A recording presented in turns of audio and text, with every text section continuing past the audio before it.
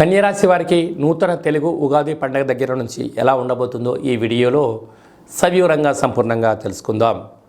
కన్యరాశిలో ఏ నక్షత్రాలు వస్తనగా ఉత్తరా నక్షత్రంలోని 2, 3, 4 పాదాలు, హస్తా నక్షత్రంలోని 4 పాదాలు, చిత్తా నక్షత్రంలోని 1, 2 పాదములు కలిపితే కన్యరాశి. అలాగే చాలామందికి పుట్టినటువంటి కాల సమయంలో డేటా బర్త్లో లేనటువంటి ఏకైక కారణం చేత పేరు యొక్క మొదటి అక్షరాన్ని అనుసరిస్తూ ఆ రాశిని తెలుసుకునే ప్రయత్నం చేద్దాం. టో, పా, పీ, పు, ష, అణ, ఠ, పే, పో అక్షరాల వారందరూ కూడా కన్యరాశి జాతకులే. కన్యరాశి యొక్క అధిపతి బుధుడు.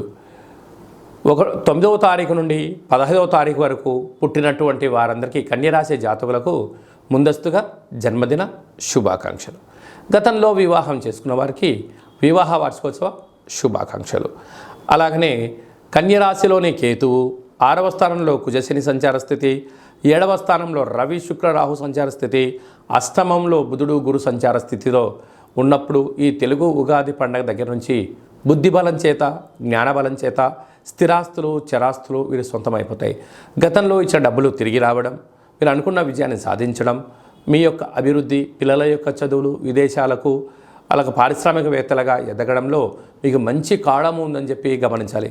కాకపోతే చిన్న చిన్న విషయాలకు దయచేసి ఆందోళన చెందవద్దు.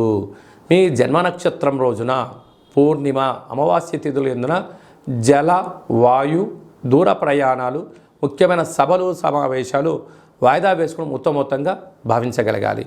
ఈ యొక్క సప్తమంలో రాహు సంచారం చేయడం వలన వివాహము, ప్రేమికులు, భార్యాభర్తలు, పార్ట్నర్షిప్ వ్యవహారాలు, నూతనమైన వస్తు క్రయ విక్రయాలలో ఆటంకాలు ఏమైనా ఉన్నట్లయితే, శారీరకంగా మానసికమైన ఇబ్బందులు మీకు గురవుతున్నట్లయితే, మీరు ఎంత బరువు అయితే ఉంటారో అంత బరువు కలిగిన ఉప్పును తులాభారంగా చేసుకొని ఆ ఉప్పుతో శివలింగాకారంగా తయారు చేసి ఈ యొక్క రుద్రుడి యొక్క నమ్మకము, బుధుడు రాశాధిపతి బుధుడు, అలాగే సప్తమంలో రాహు సంచారం చేయడం వల్ల వీరి యొక్క మంత్రాన్ని సంపుటీకరణ చేసి జలాభిషేకం, ఆ ఉప్పుతో చేసిన లవణ శివలింగానికి అభిషేకం చేసుకోవడం వలన సకల దుష్టగ్రహాలు తొలగిపోయి మీరు అనుకుంటున్న విజయం మీ సొంతం అవుతుందని చెప్పి గమనించాలి.